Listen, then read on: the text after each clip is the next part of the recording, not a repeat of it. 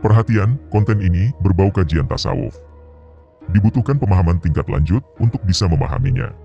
Assalamualaikum warahmatullahi wabarakatuh. Salam Rahayu. Sebelumnya kami mohon maaf bahwa apa yang kami sampaikan ini tidak untuk berdebat, karena kajian kali ini benar-benar yang sudah mengerti pemahaman hakikat saja. Sedangkan jika tidak bermanfaat mohon untuk di-skip atau diabaikan saja, terima kasih. Mari kita mulai ke kajian, Bismillahirrohmanirrohim. Bagi yang sudah siap, mari kita simak. Bagi umat Islam, setelah 1400 tahun, keyakinan dalam beragama harus di-upgrade. Ada fase kita percaya, misalnya, manusia adalah makhluk materi.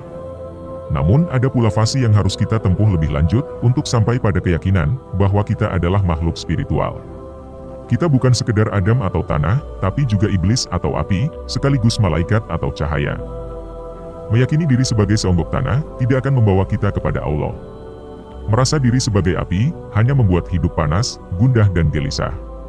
Kita harus sampai pada pengetahuan yang meyakinkan, bahwa kita semua adalah makhluk cahaya, atau buruk. Makhluk yang mampu terbang sampai ke dimensi, di mana Allah dapat disaksikan wujud keberadaannya. Hanya sebagai makhluk cahayalah, kita bisa kembali kepadanya.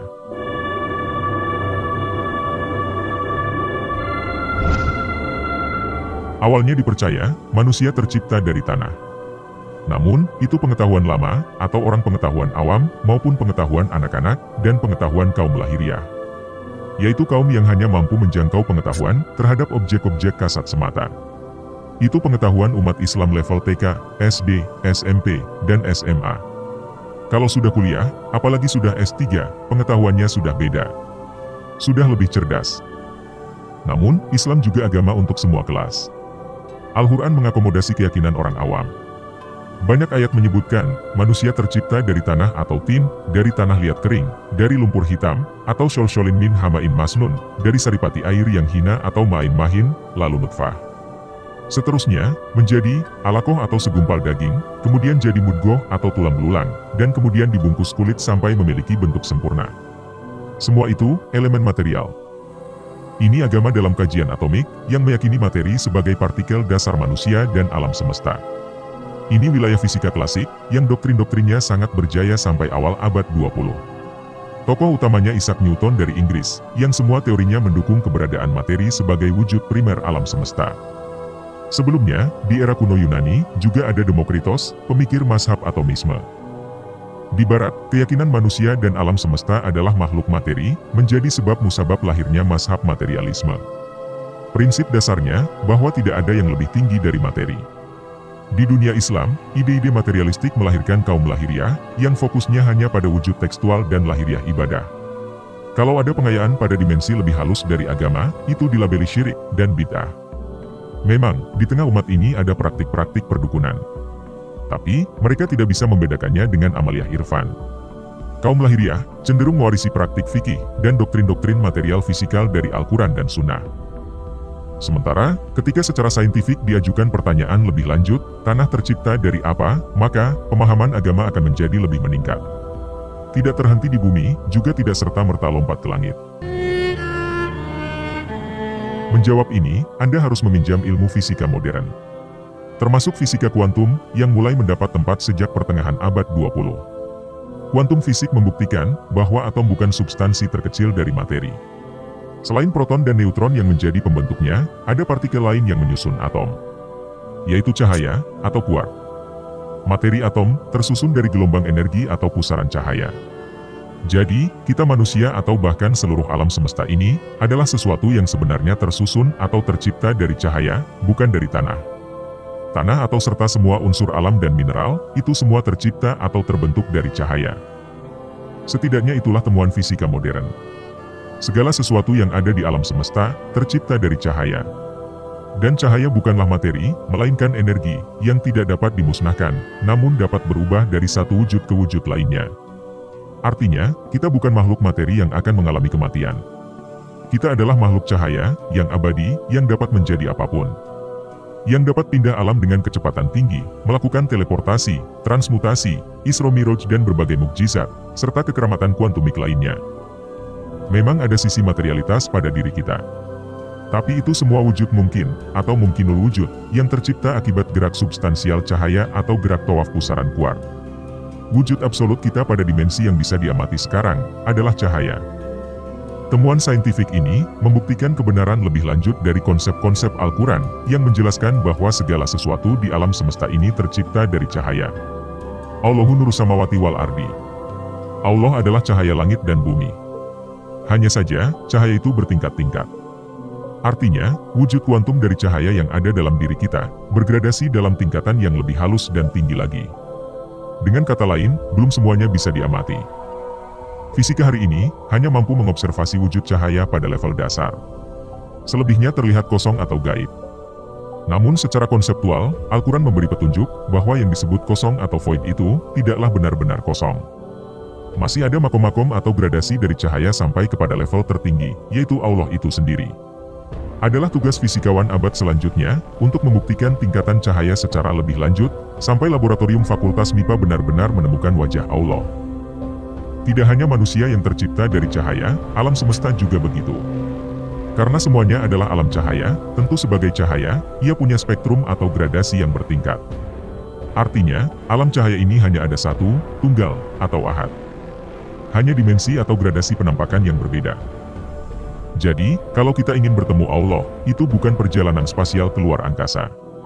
Sebagaimana diceritakan Hamzah Fansuri saat melayat ke Baitullah. Ketika itu, Hamzah Fansuri di dalam Makkah, mencari Tuhan di Baitul Ka'bah.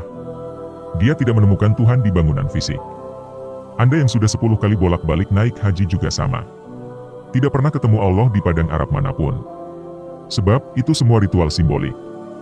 Perjalanan menuju Allah yang sesungguhnya, adalah dimensional journey. Jalaluddin Rumi menyebutnya sebagai perjalanan dalam diri, the journey within. Hamzah Fansuri melanjutkan, dari Barus ke Kudus terlalu payah, akhirnya ditemukan di dalam rumah. Tuhan justru ditemui saat pulang, dalam rumah, atau dalam dirinya sendiri. Perjalanan kembali kepada Allah, adalah perjalanan dari satu makom cahaya ke makom cahaya lain, dari wujud keberadaan kita. Atau biasa disebut, sebagai perjalanan mati sebelum mati. Perjalanan mematikan satu dimensi dari diri kita, lalu menghidupkan dimensi kita yang lain. Karena kita makhluk cahaya, perjalanan ini mudah saja. Hanya perlu tahu metodologi saliknya. Tidak akan lahir seorang salik, tanpa menempuh jalan suluk. Suluk adalah sebuah metode pembersihan dan pemurnian jiwa, yang tidak dapat dipelajari di buku manapun, dan atau pada cerita-cerita apapun, tetapi dipelajari melalui perjalanan jasmani dan ruhani atas bimbingan langsung oleh si pemilik agama, yaitu Allah. Kalau kita kuasai, kita bisa menembus petala langit dan bumi, yang notabenenya juga dimensi cahaya. Bahkan, jika benar-benar larut, atau mengalami penyatuan dengan dimensi cahaya yang lebih tinggi, atau yang disebut Ruhul Kudus, atau cahaya di atas cahaya, kita bisa berada di mana-mana, mengalami mukasyafah yang luar biasa. Syekh Abdul Qadir Al-Jailani mengatakan, mengikuti dan menaati batas-batas yang ditentukan syariat dalam bertasawuf, merupakan faktor utama dalam memperoleh kebahagiaan dunia dan akhirat. Karenanya, hendaknya para salik berhati-hati dan waspada, selama proses bertasawuf ria. Siapapun yang mengklaim dirinya telah sampai pada puncak tertinggi tasawuf, sampai hakikat, tetapi di saat bersamaan dia tak mengindahkan jalur-jalur syariat, maka sesungguhnya, jalan yang ditempuh adalah semu dan palsu. Apapun alasannya, karena arti syariat ataupun hakikat yang sebenarnya, adalah penghambaan yang hak kepada Allah. Oleh karena itulah, tasawuf menekankan pentingnya proses mujahadah. Sebab, segala sesuatu ada dalam diri. Barang siapa mengenal dirinya, dia akan mengenal Tuhannya. Semua ada di sana. Di sana terdapat tanah atau Adam, yang tercipta dari pusaran kuart atau cahaya. Baik tidaknya si Adam, makrifat atau tidaknya manusia, tergantung pada proses pengolahan cahaya atau ruh, atau asma Tuhan dalam dirinya. Karena cahaya adalah penggerak elemen materi, saya menyebutnya sebagai ruh atau jiwa, atau wujud substansial manusia, sesuatu yang ditiup, berhembus, hidup, atau bergerak secara alamiah dalam diri kita. Dulu, manusia dipercaya tercipta dari tanah. Sekarang, keyakinan semacam ini bukan ditolak, tapi harus di-upgrade. Sebab, Islam yang hakiki adalah Islam metodologis atau torik. Yaitu ada jalur pembuktiannya. Yaitu Islam yang bergerak sesuai spirit dan ilmu pengetahuan zaman. Kalau ilmu alam dan biologi 1400 tahun silam tidak kita upgrade, keislaman kita akan ketinggalan dinamika sains dan pengetahuan. Kalau masih berkutat dengan pengajaran teks kitab-kitab klasik sebagai satu-satunya kebenaran, kemungkinan kita akan terus stagnan.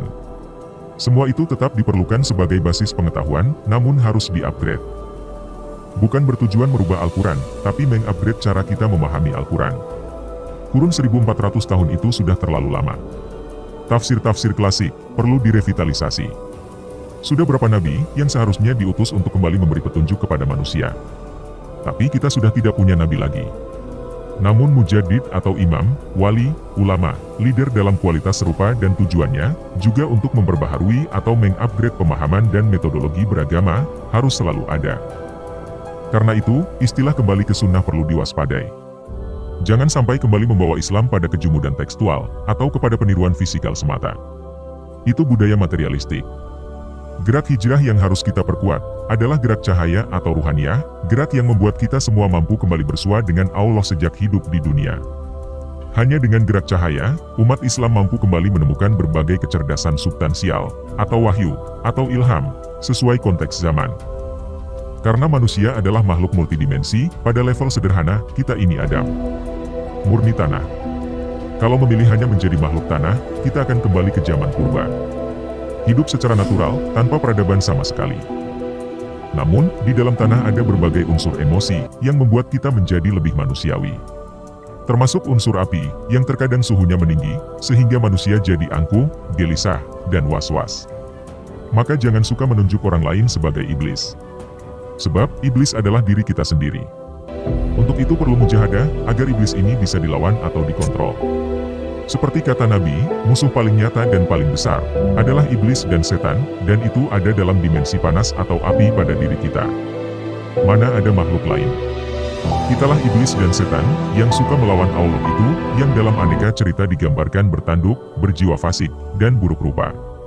Wujud ruhaniyah kita yang suka membangkang Allah, memang begitu. Lalu, pada wujud ruhaniyah lebih tinggi, kita adalah cahaya. Apalagi ketika cahaya ini telah disucikan, atau telah mengalami proses tazkiyatun nafs, energi cahaya atau akhlaknya menjadi lebih positif dan berpower. Di sini kita bisa paham, sebenarnya malaikat itu siapa. Malaikat adalah sosok yang mampu berbicara atas nama Allah, dan yang keluar dari mulutnya adalah wahyu semua. Malaikat adalah wujud yang bisa terbang sampai ke langit, atau gradasi cahaya ketujuh. Malaikat adalah makhluk yang suci dan maksum. Malaikat adalah figur yang kolbunya terus bertasbih atau berzikir pagi dan petang kepada Allah. Siapa dia? Dialah Nur Muhammad dan orang-orang yang mewarisinya, yaitu orang dalam dimensi cahaya. Maka benarlah, Allah telah menciptakan kita dalam dimensi yang sempurna. Kita makhluk tertinggi, tercipta dalam rupanya. Kita bisa memilih menjadi apa, menjadi binatang atau makhluk yang melatap bumi, menjadi iblis atau api pembangkang, atau menjadi malaikat atau cahaya ruhaniyah yang sangat patuh kepada Allah. Atau mungkin mau lebih tinggi dari itu? Sebab, sebagaimana dikisahkan dalam peristiwa Mi'raj, perjalanan seorang cucu Adam seperti Nabi Muhammad, bisa melampaui grade malaikat. Muhammad bin Abdullah, yang notabenenya adalah bashar atau makhluk biologis, bisa berada pada makom insan kamil, yang malaikat pun tidak bisa sampai ke sana. Pada makom face to face, atau menyatu wajah dengan Allah. Agama harus terus di-upgrade, dari dominasi mazhab material, ke mazhab cahaya. Sebab, Al-Quran itu esensinya juga bukan lahiriah kertas dan tulisan. Melainkan cahaya, yang menjadi inti dari gerak dan power. Islam pun juga begitu, wujud kita juga begitu. Kita harus sampai kepada kesadaran sains metafisis cahaya, sekaligus menguasai metodologi untuk mengaktifasi dimensi iluminatif, atau isik dari diri kita. Untuk masuk ke dimensi ini, kita tentu harus kembali belajar atau berguru. Yang lebih urgen, keimanan kita tentang malaikat harus di-upgrade. Jangan lagi dipahami hanya dalam nama dan atribut fungsi, ataupun dalam bentuk makhluk-makhluk karikatif imajinatif atau dongeng lainnya. Wujudnya harus aktual. Agama yang benar adalah agama yang diketahui dan dialami secara pasti, seperti pengalaman para nabi.